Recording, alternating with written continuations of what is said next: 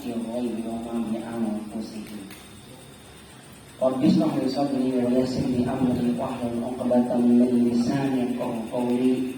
Allahumma anfa'na bima 'allamtana wa 'allimna ma yanfa'una wa zidna 'ilman. Allahumma aghnina bil 'ilmi wa zayyina bil hilmi wa akrimna bit taqwa wa jannina bil 'afiyah. Hadirin rahimakumullah, alhamdulillah sampai kita pada sesi ini. Dari tadi 2 sesi kita sudah menyaksikan, mendengarkan, memahami, mendalami materi Pusat Dasar yang luar biasa. Beliau menyampaikan materi ini di berbagai daerah, ya, bahkan di kandangnya sendiri di Bandung Barat sudah beberapa wilayah beliau mengisi materi ini, dan testimoninya masya Allah banyak para pengusaha bahkan ulama intelektual yang berubah dengan wasilah ikut materi kopdar yang beliau sampaikan. Sekalipun rada cengengesan, pelengehan, bahasa campur-campur, tapi jadi wasilah perubahan berbanyak orang. Setidaknya orang terbuka pemikirannya. Oh, begitu. Saya ingin beritahu sedikit saja supaya tidak lupa, dan sambungannya ke sini apa? Pertama, beliau tadi menyampaikan bahwa sesungguhnya kita semua sedang menunggu tiket kematian. Setiap di antara kita hari ini sedang menunggu jadwal mati kita masing-masing. Di saku kita sudah terdapat sebuah tiket yang tertuliskan kapan kita meninggal dunia. Hanya saja kita tidak bisa baca waktu dan tanggalnya. Kita merasa bahwa mati kita masih jauh. Kemarin paman kita wafat, kita sama orang. Kemarin saudara kita wafat, kita mau batu. Kemarin keluarga kita ada yang meninggalnya, kita mau batu. Orang masih jauh. Padahal kita sudah tua dan tak mungkin, sudah sakit-sakitan, mau umur orang panjang. Apa yang terjadi dengan pengalaman seperti itu? Membuat kita lalai. Kayalah bertobat mah menjelang tua. Kayalah meninggalkan riba mah menjelang tua. Kayalah dakwah mengemban Islam geus sekolah. Ayeuna loba keneh utang, loba keneh masalah, udah kaletik keneh can waktuna dakwah. Keur kitu teh tiba-tiba mahmud. Mati adalah risiko kehidupan. Bukan hidup pasti mati. Jadi bukan resiko apa-apa. Kullu nafsin dha'iqatul maut, setiap yang bernyawa pasti mati, Pak. Perkara besar yang dialami dalam kematian itu bukan matinya, Pak. Dan mati mah semua orang akan mati, Pak. Apa yang menjadi perkara besar dalam peristiwa kematian? Kalian tahu nggak? Apa peristiwa besar yang ada dalam sebuah kematian? Hilangnya kesempatan kita untuk beramal, hanya itu, Pak. Karena hanya itu yang disesali oleh setiap makhluk Allah bernama manusia dan jin yang mati, Pak. Ketika mati yang paling menyakitkan ternyata bukan sakaratul mautnya, Pak, tetapi hilangnya kesempatan kita untuk beramal. Detik-detik kita di dunia hari ini, Pak, hanya membaca subhanallah, subhanallah, subhanallah itu berarti, Pak. Hanya membaca astagfirullahaladzim, astagfirullahaladzim itu berarti, Pak. Hanya merenung sejenak tentang dosa di masa lalu itu luar biasa pahalanya, Pak. Kenapa? Karena detik-detik kita hari ini sangat berharga. Tapi setelah mati tiba, waktu ada ujungnya, Pak, tak terbatas. Tapi sudah hilang kesempatan beramal. Yang ada adalah penyesalan yang luar biasa. Islam tadi menjawab, kita berasal dari Allah Subhanahu wa Ta'ala. Di dunia kita punya tugas untuk mengabdi kepada Allah dan taat kepada seluruh aturan Allah Ta'ala. Sepakat tidak, Pak? Kesepakatan itu akan mengikat bapak-bapak hingga mati, Pak. Ketika Bapak bersepakat bahwa tugas kita sebagai orang beriman terikat dengan seluruh hukum Allah, maka jawaban kesepakatan itu akan mengikat Bapak sampai kita wafat. Jadi hati-hati dengan jawaban itu. Kenapa kita meyakini bahwa di dunia wajib terikat dengan hukum Allah? Karena setelah kita mati menghadap Allah akan dihisab. Apa yang dihisab? tentu tidak akan jauh daripada seputar pertanyaan apakah di dunia benar-benar terikat tidak dengan aturan Allah, kan begitu Pak? Itu akidah kita. Dan ternyata untuk bisa selamat di akhirat harus berpredikat takwa. Al-jannatu uiddat lil muttaqin, bahwa surga itu diperuntukkan bagi orang yang bertakwa.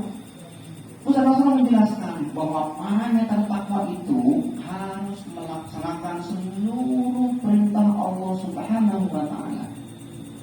Dan perintah Allah tercakup dalam syariat Islam. Islam ini ada 3 dimensi. Sepakat ya? Hablum minallah, hablum minafsi, hablum minas, semuanya wajib bagi Islam. Tadi Ustaz juga sudah membongkar bahwa ternyata barang yang tertakwa di mana seluruh dimensi kehidupan wajib pakai Islam. Setelah dibongkar fakta ternyata kita belum kafah, belum semua dimensi kehidupan pakai Islam. Berarti kalau begitu jangan ngaku-ngaku jadi orang yang bertakwa. Sekalipun sholat kita sudah dianggap sempurna, sekalipun puasa, zakat kita, haji kita sudah dalam sempurna, tapi kalau ada satu aspek kehidupan, yakni dimensi 3 tidak pakai Islam, maka belum dikatakan mereka. Muncullah pertanyaan, kenapa kaum muslimin ini tidak bisa melaksanakan Islam? Apa terutama di dimensi 3? Ketahuilah Bapak-bapak bahwa dimensi 3 yang tadi disampaikan Ustaz Rasono berupa sistem ekonomi, sistem pendidikan, sistem sosial, sistem sanksi, sistem politik, dan sistem pemerintahan. Semua sistem itu berupa aturan. Sebuah aturan akan dapat ditegakkan jika punya kekuasaan. Sepakat tidak? Jika tidak ada kekuasaan, mana bisa menerapkan undang-undang?